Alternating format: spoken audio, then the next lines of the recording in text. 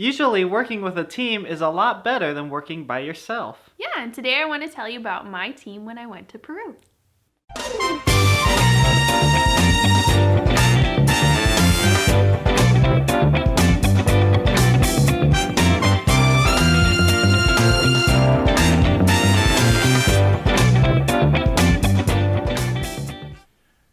Welcome, everyone, to Around the World with Joshua and Alyssa. Glad to have you again today, and we are going to have Alyssa tell us some more about Peru. Yep. Last time I told you a little bit about where I lived and my family, and this week I want to tell you kind of why I was there and the people I was with. Great. So jump right into my pictures. Alrighty. So I was on a program called Arriba, and Arriba in Spanish just means like up or like upstairs or upward bound, but the idea is kind of that you're going, if you have a goal of becoming more like Christ, that you'll keep moving forward and making disciples. So I went in 2012, and first I met up with my team in Ohio. So we all went to the headquarters of the mission, and some of the people on my team I already knew because we went to the same college, but I just knew them by name. I didn't actually know them really well. And then some of the other students were from different colleges. You were so young in that picture. Oh, thanks. So light. Thanks. So we started off our adventure by loading up all of our luggage because we were going down to Peru for 11 months, so that's a lot of luggage. And we loaded it all up and went to the airport, tried to keep track of everybody's bags and stuff. And that was lots of fun. And we flew through Miami and had a really long layover, and then finally made it to Peru. And as a team, it was really fun because we got to experience a lot of the same things at the same time. So even though we were from different places or different schools, we didn't really know each other really well, we got to be really close friends. We had lots of good times. This is from a hill up in the capital city of Lima, kind of in the downtown area, that we got to go visit pretty early on in our time in Peru, and then we went back a couple other times. But you might recognize some of these people. The guy on the far left in the green shirt, that's JR, and he is back in Peru. He's in Puerto Maldonado. We talked about him several weeks ago. Yeah. And then my roommate, who's the girl standing next to me in the blue plaid shirt, is Lydia. And then the rest of my teammates. And God is using them all over the place. We did have a lot of fun too. We like to take lots of funny random pictures.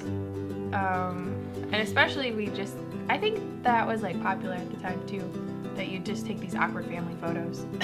This one isn't super awkward, but it's just kind of funny. Anyways, so every day we had a couple hours of language instruction, and we had people, Peruvians, who would come to the Arriba Center, like a little room in a complex, and they would teach us Spanish, or they'd help us practice our Spanish. And at the beginning, it was really rough because none of us knew all that much. Lydia had a fair amount of Spanish because she'd taken some in college too.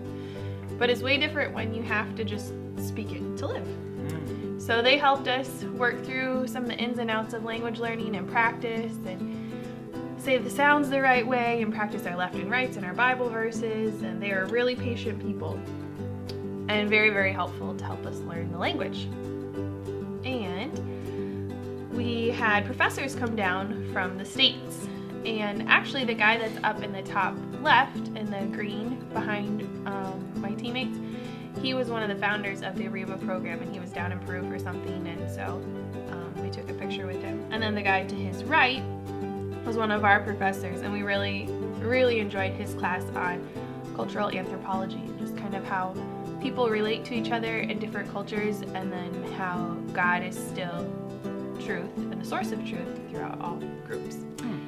But these professors would come down for 2 weeks, and they would teach us classes after our language time, from mid-morning through the afternoon, and then we go home to our families, do our homework, and come back and do the same thing over again. So it was a lot of studying the same thing, but we did it for 2 weeks, and that was kind of fun. We also did a biology trip.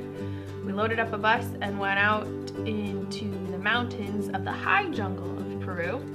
We got to go to one of the highest overpasses where you can actually take a bus, and it was really beautiful, really cold, and since you're up in the mountains too, the air is really thin. So just walking somewhere, you feel like you're gonna pass out, like your legs feel all weird and everything. But it was beautiful. We got to learn about all sorts of different plants and animals and stuff in Peru.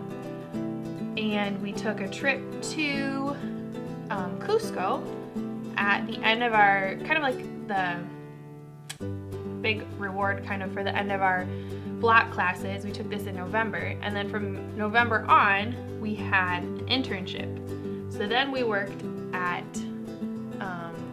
some different camps, or worked more in our churches, because then we weren't doing school quite as much. But we were down in Peru with the goal of sharing our faith and sharing who God is and what He's done in our lives. And at the time that this picture was taken, this was probably, I don't know, midsummer. I didn't have very many words in Spanish, but this lady was really gracious and just sat and listened anyways for whatever I could say. And I tried, but as the year went on, we learned more and more and more words.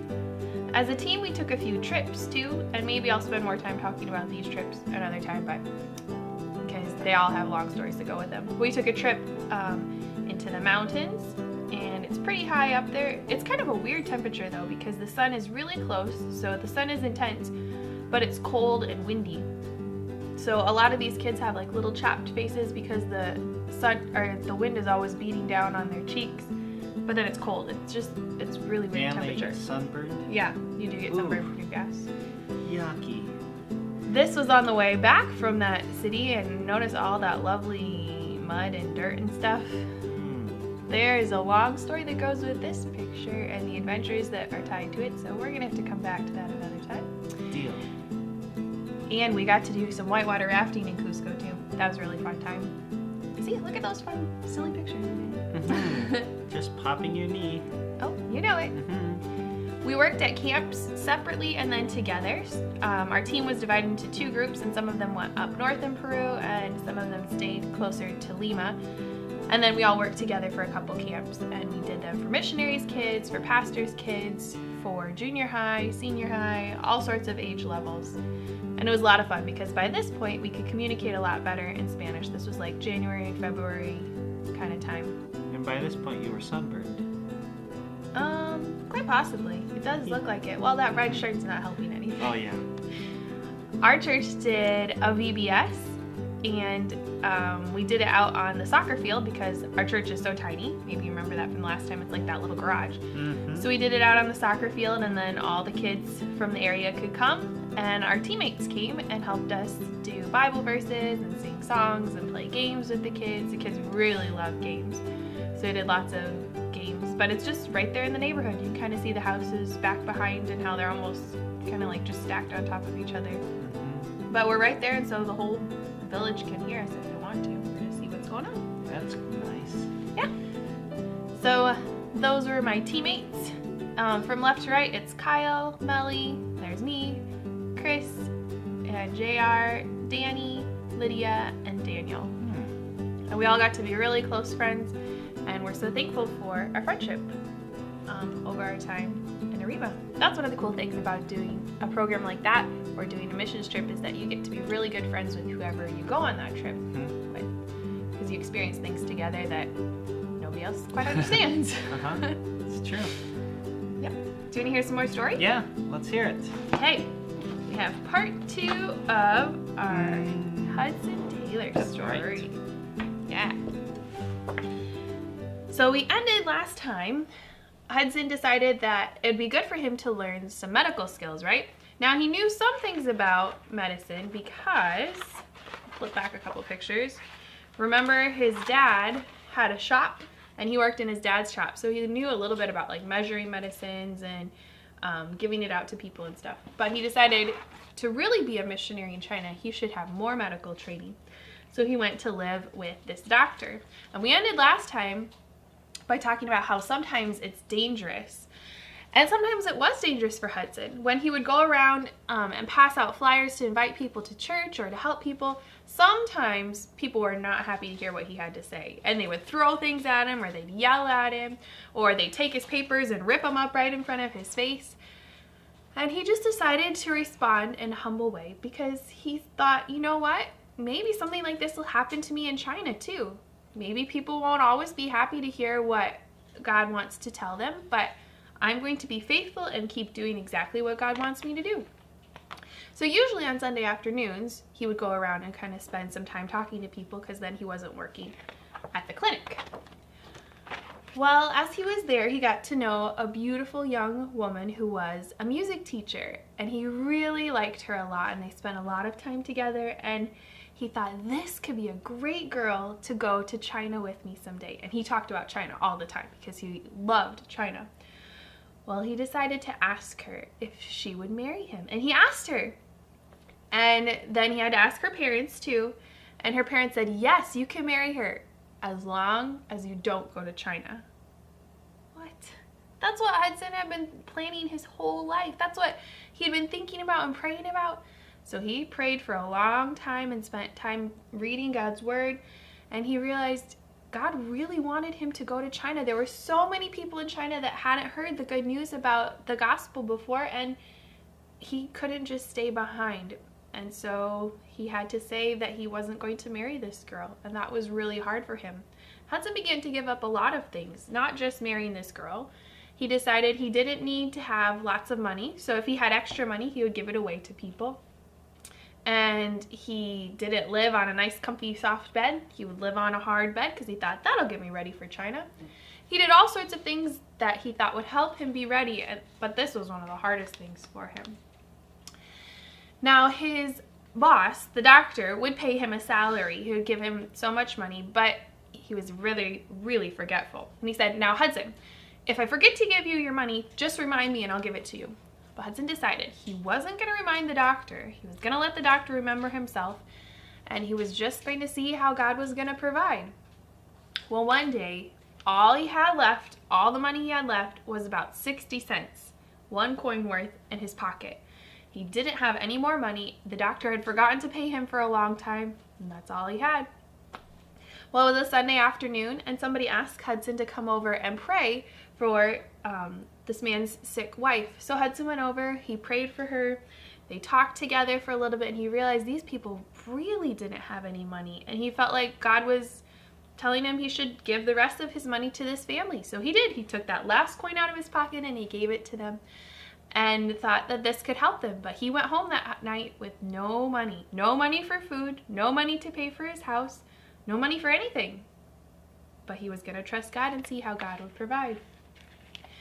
Well, when he got home, he had a letter in his mailbox. And he opened the letter, and out fell a piece of paper, a blank paper, nothing written on it, so he didn't know who it was from, a pair of gloves, and out of the gloves fell some money. It was about 4 times the amount of money he had just given away. It was about $2.50.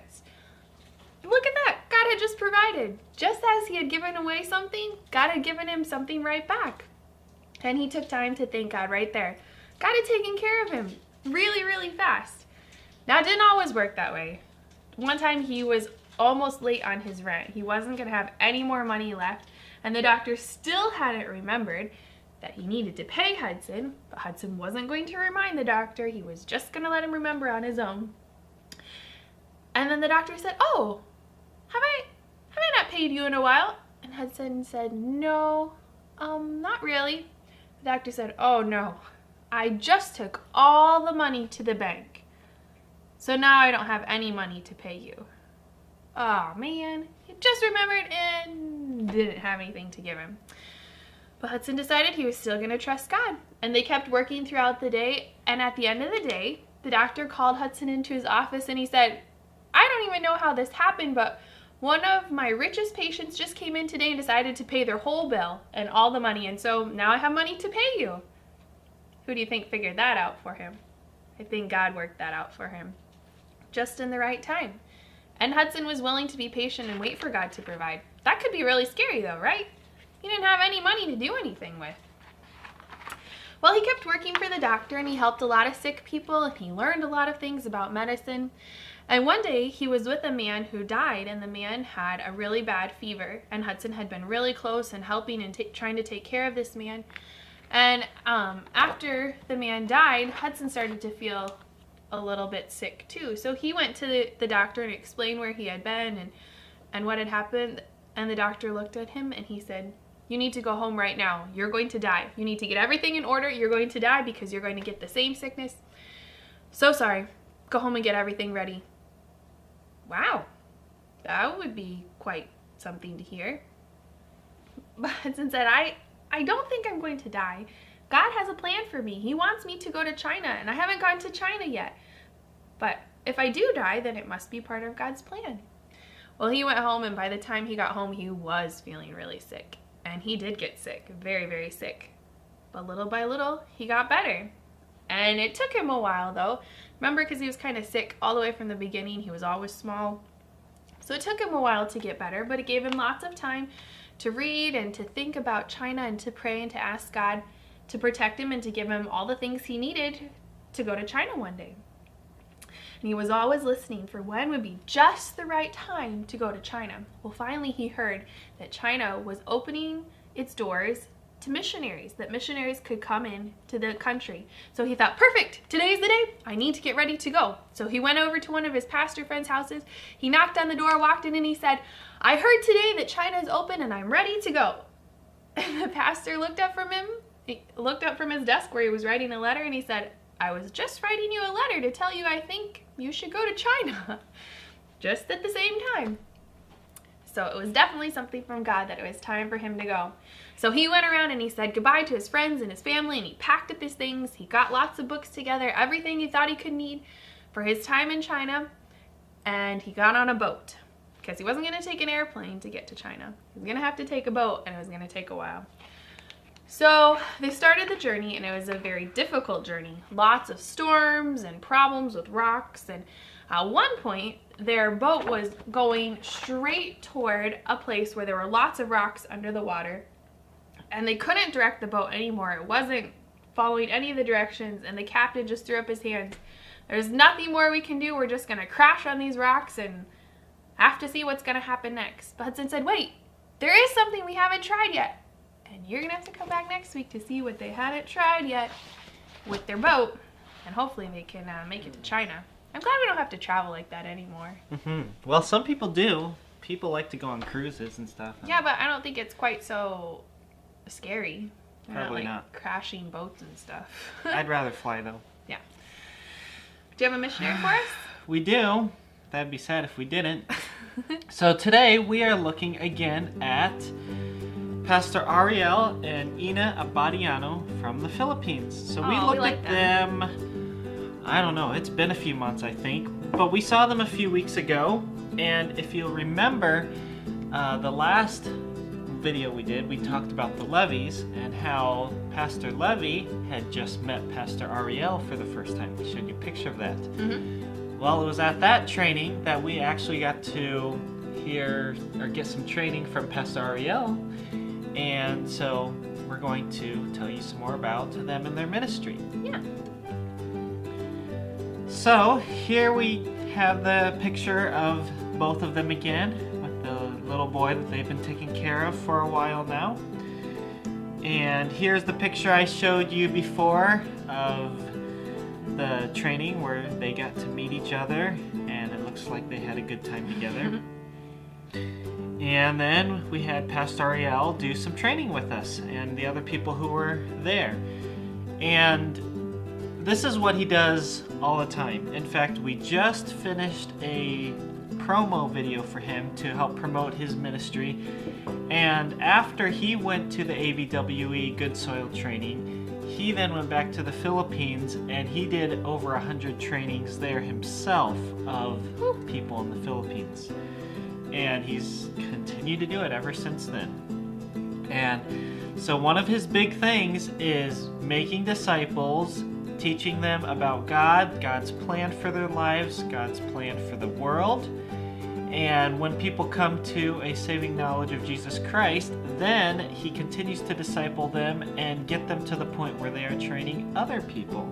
And the cycle just continues over and over again. So his goal is to train thousands of people who can train other people to disciple other people. And it just keeps going and going. So here's another picture of him. He's very animated. and sometimes he talks really fast, even though his English is not his first language. It would be a very close second, because in the Philippines they all learn English.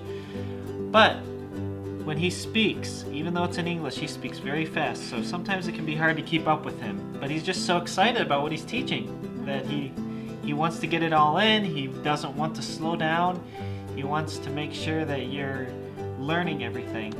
Here's another picture of him teaching. So that was a lot of fun to be able to see him again, to be able to learn from him.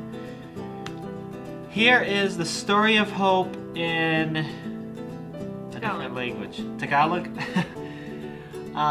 So they are finishing up a translation of the story of hope, which is a evangelism and discipleship Bible study. They are finishing that translation of that in Thai, and now they are going to work on 3 different Filipino languages. And so that is a big project that he is working on right now. You can pray for him and the people that he has helping him with the translations, because he has a team of people that are going to work on it. But they need the right people. They need money to be able to produce these resources.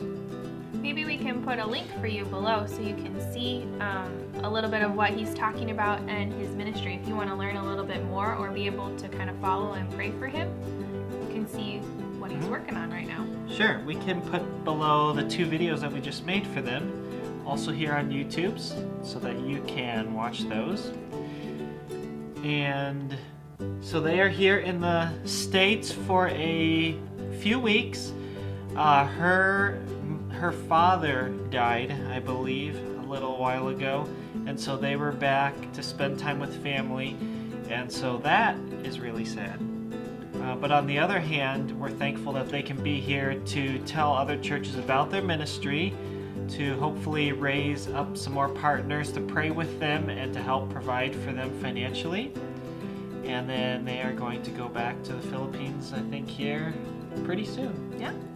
So, that is the Abadianos, one of our favorite people to spend time with and to tell other people about, because they are just excited about telling the world about who God is and what He wants for them. And despite COVID, despite anything else that's going on, especially in the Philippines, where things can be really hard right now, what is important to them is making sure people are becoming disciples of Jesus Christ. Yeah. Hopefully you found our hidden object of the day today. Kind of ties in with our missionary. And thanks so much for watching. Hope you enjoyed. You can leave a comment if you have a question about something. Hopefully you get to watch those videos below. I think you'll really find that interesting, just to learn a little bit about Pastor Ariel, and then you'll see how fast he likes to talk. They're not very long, so it won't take long if you just click on those links. Yep, they're pretty quick. But that'll just kind of let you know somebody you can pray for this week. Thanks for watching. Yep, and we will see you next time. Yep. Bye.